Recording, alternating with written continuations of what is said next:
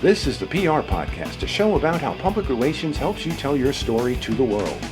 We talk with great PR practitioners who have the skills, creativity, and just plain savvy to get their clients noticed. Now here's your host, Jody Fisher.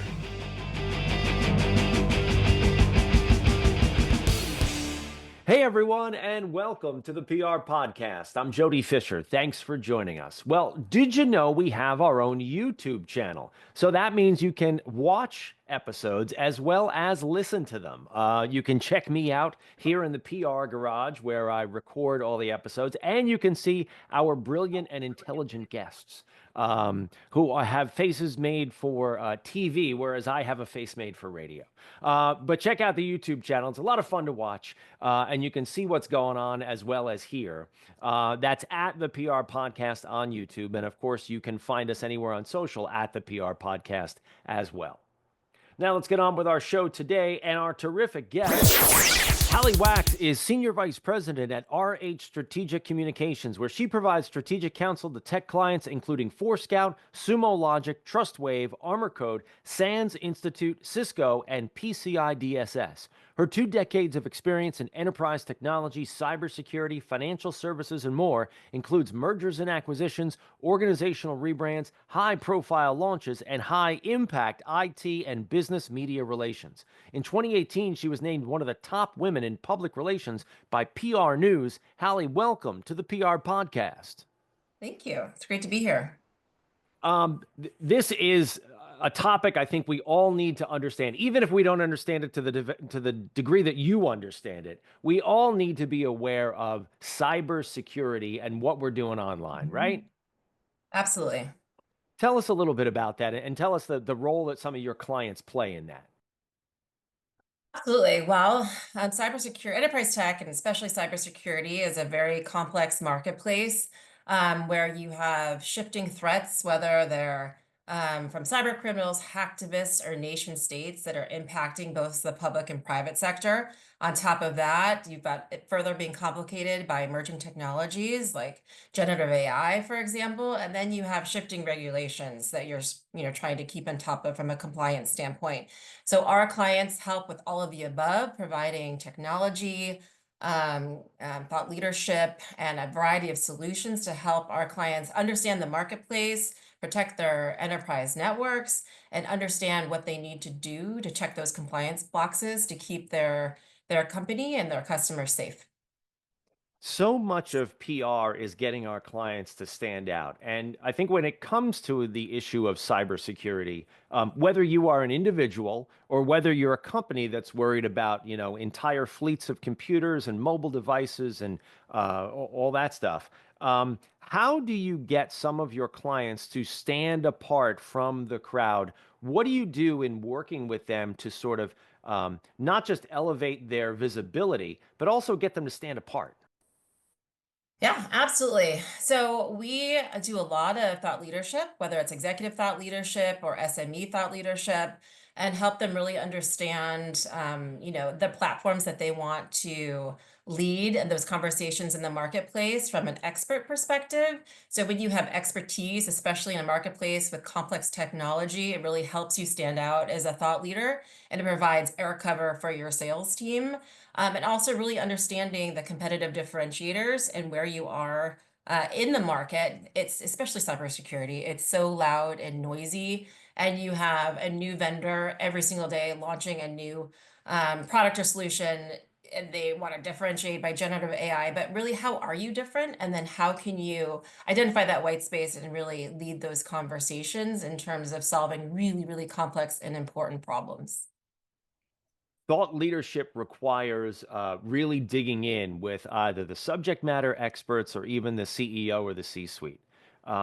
What reactions do you get when you talk to the clients and let them know, hey, look, if we're going to be thought leaders, we need to be speaking at this kind of a level, or we need to be engaging in this type of a context? Because some of this thought leadership, I got to imagine in cybersecurity is like you can't give away all the secrets because that's the whole point of the business, right? Yeah.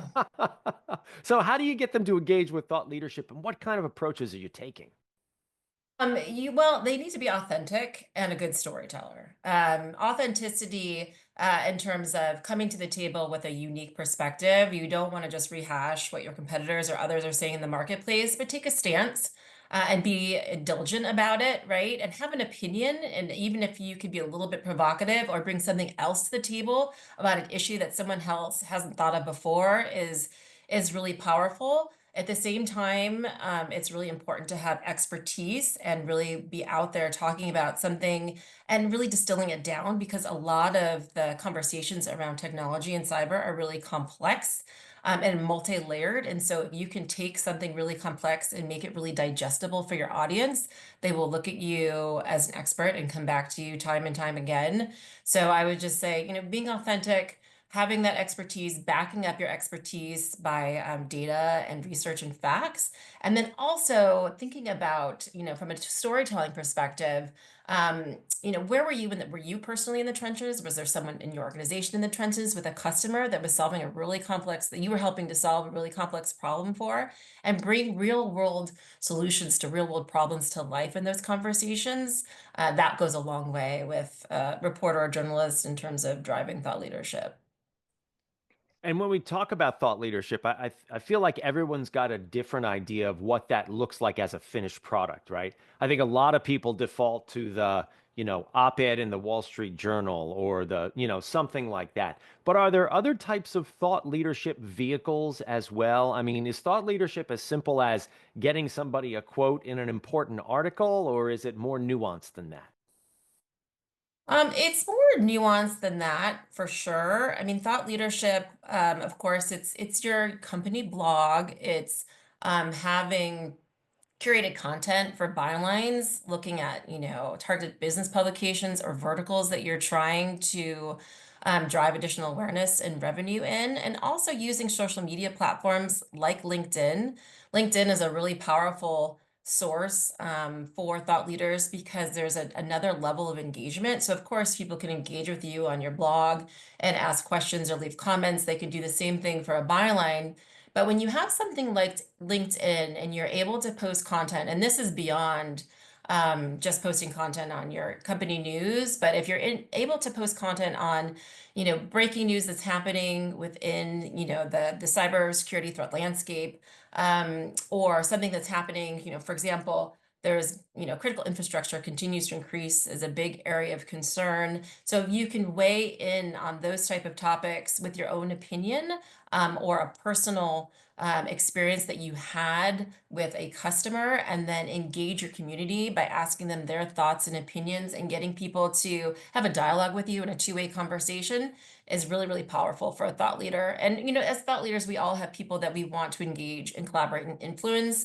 And so social media, and especially LinkedIn, is a great platform to do just that. Because when you think about thought leadership, it's not a one-way conversation, it's a two-way conversation, where you're trying to influence and engage multiple audiences. And when looking at audiences, that could be, of course, customers, right? But you're also looking to engage with, new partners or an investment community, right? And it really just kind of depends on your Uber business goals. How easy is it to get a CEO or a, high level subject matter expert to engage on that thought leadership content? It's one thing for them to sit there across the table and go, "Yeah, I want to be a thought leader." It's something else, and encourage them to dig in and help write the piece, or at least give the feedback where you can help start ghostwriting the piece that they can edit. How do you get them to engage? Um, well, so you're right. There are a lot of CEOs that sort of shy away from the hot seat, or they try to delegate that to someone else in the C-suite or a rock star SME. But when you have a CEO out there talking on behalf of your brand, they can help represent your company's vision, your values, and your expertise. And especially if they're out there as that credible authority and source, you're instilling confidence in not only your customers, but also, customers, partners, and investors, and you're creating that emotional connection with stakeholders. So it's getting the CEO to understand that you're the leader, you're the face of the company, right? So you have a broader, bigger impact than others in your organization that can really take your brand to the next level. And sometimes if I have a real shy CEO, or just a CEO in general that or someone even that really wants to do this, I always recommend media training. And even if they were media trained a year ago or 2 years ago or even 6 months ago, media training is like running a race, right? You wouldn't just go out there and run 26.2 miles without training first. You'd crash and burn. So media training is simply the same thing. You want to exercise those skills. There's always nuances to the shifting, news landscape, right? So it's media training on the do's and don'ts, the tips and tricks, how to be really concise, how to be quoted accurately, and how to get your key messages in during that dialogue. So oftentimes after having a media training, there's more confidence and buy-in for the activity, and the success rate is much higher. Yeah, I usually describe media training with the analogy that, Michael Jordan shot however many free throws every single day of his life, right? That's how he got to Right. be as good as he did. It's practice, right? You've got to Yes. practice. You have to practice. Is it Michael Jordan who said you miss every shot you don't take? I think he was the one who quoted that, but I'll go with Jordan, but somebody said it, right? And you're absolutely yes. right. I mean, yeah. Yes. Yeah, you fail every time you don't try. Totally. Exactly. Got to make yourself Uh, uncomfortable. are there kind of going to thematically talking about thought leadership and specifically in your world that you're talking about cybersecurity and IoT and things like that. Are there evergreen types of subject matter that thought leaders can continue to talk about? I know it's an ever evolving industry, right? Cyber is Mhm. changing like literally by the day, right? Every time you Oh do a gosh. patch for something, there's some other Yeah. hacker that comes up with a new way to get around your It's firewall or whack-a-mole. look at me throwing out the terms, but you get what I mean, right? I love Um, it. right, whack-a-mole, right? Are there sort of evergreen themes that you come back to, or is it constantly changing? Like, Yes. So, as a whole, there's lots of things that impact the world of cybersecurity. So, oftentimes from a high level business standpoint, our thought leaders are out there talking about, compliance and regulation. We've got a new administration coming in. What does that mean from a regulation and compliance standpoint? What does that mean for organizations like CISA? Like I mentioned earlier, right now, a big concern, not only is national security, but also our critical infrastructure, right? We saw breaches happening at our water systems this year. We've come a long way from just, the love virus to ransomware to big nation states attacks. And now another layer that's complicating that is emerging technology. And this emerging technology is generative AI, right? So generative AI can expedite processes, but it can also complicate processes. So what is the best use case for generative AI? And it's not a heavily regulated area. So there's a lot of gaps per se that we're going to see cyber criminals take more advantage of. And then you have things that, some say are like 5 years away, like quantum, right?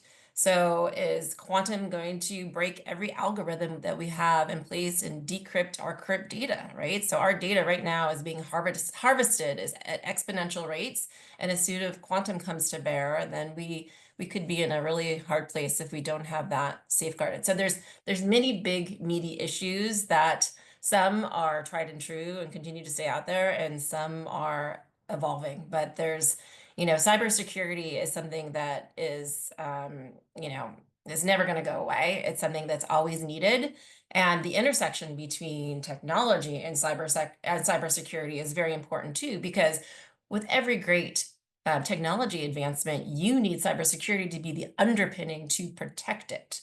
So those two fields not only go hand in hand, they're like, best partners out there from an enterprise standpoint. And then, and we represent the companies that are innovating and disrupting and protecting all of that innovation. yeah, it is a huge issue that I think if we really sat back and thought about it, we probably wouldn't sleep at night. Well, And sometimes I tell people I know too much, and sometimes I don't sleep, but I put my faith in the good leaders that are helping well, yeah, to and you've worked safeguard in all of this us. in this area. You've worked in this area for years. You owned your own firm dealing with these types of clients before Yes. you went to RH Strategic, right?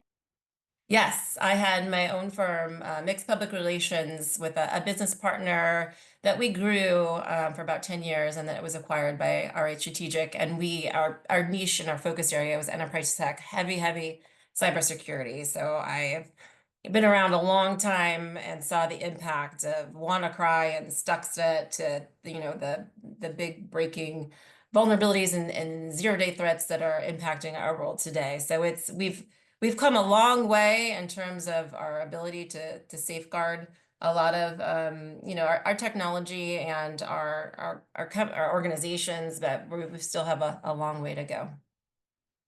Yeah, it's constantly evolving, I would imagine. So, Yes. Yes. It's a fascinating field, which is why I've really dedicated almost my entire career. Because it's for me, it's about, it's a story. It's a constant evolving story. And you've got like sort of the good guys, bad guys. It's just, I feel like some of our work, it could be made for TV at any moment. It's just fascinating to me. yeah, I think it's got a Netflix movie written all over it, right? Multiple times over. Yes. Yes, exactly. That's great. Well, maybe we'll see you there one of these days. Hally, All thank you right. so much for sharing all your knowledge here. This has been a really great conversation. We are not done yet with you, however. We are going to segue now into the rapid fire question portion of our podcast. This is where we steal a page from inside the actor's studio. We ask our guests a series of rapid fire questions meant to elicit a simple answer, maybe a laugh or two. With your indulgence, Hally Wax, let's begin Okay. with rapid fire question number one. What is your favorite news source? Okay. My favorite news source is actually it's a social first news and analysis source called Mo News, and I consume this media on Instagram, but they cover, I think they're up and coming, technology, policy, and just current events in a very non-biased way, just the facts. And they're great. And so that is definitely my go-to. And of course, I'm a big tech and cybersecurity junkie, so I'm also reading dark reading, SC Media, and Wired pretty much every day. I love Wired. Oh, that's a great publication. That's fantastic. Rapid fire question number two. What's your favorite social media platform? Are you even on social media? Yes, I love Instagram. So that's where I get my Mo News, and I also follow a lot of influencers that inspire me, like Jessica Seinfeld. She's an activist, a lot of great causes. Just launched a cookbook. She's a very inspiring woman. So I would say Instagram.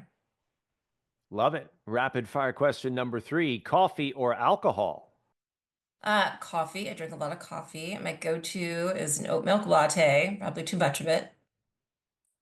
Love it. Rapid fire question number four. What's your favorite on the run food? I would have to say sushi. I could eat that for breakfast, lunch, or dinner, and you can sit down and have a very nice, fancy sushi meal, or you can be hopping between carpools and eating your sushi. It's great on the go. Love it. Rapid fire question number five. What do you want to be after you finish this career? Um, well, I'm sure you hear this a lot, especially as a PR professional, but I would love to write a book or a screenplay or a movie script. I feel like I've had, especially with my career, I've had a lot of really interesting life experiences. And my first book would definitely be about my journey of building and selling my own company. There's a lot of adventures along the way. So writing a book. Love it. Love it. Hally, this has been a great conversation. Please let people know how they can find you online. Yeah, absolutely. You can find me at RH Strategic, or if they want to email me, it's hwax@rhstrategic.com. Sounds good, Hally. Thanks again. And thank you, everyone, for listening. Please remember to subscribe to the show. Connect with us on Facebook, Twitter, Instagram, and TikTok at the PR Podcast, and send us a question or comment. Our intro is by Christopher Appold. You can find him and his fantastic photography on Instagram at Christopher_APPOLDT. Check him out there and hire him for all your photography needs. You can find me online at Jody Fisher on all the socials and on the web at jodyfisherpr.com. We'll see you next time on the PR Podcast.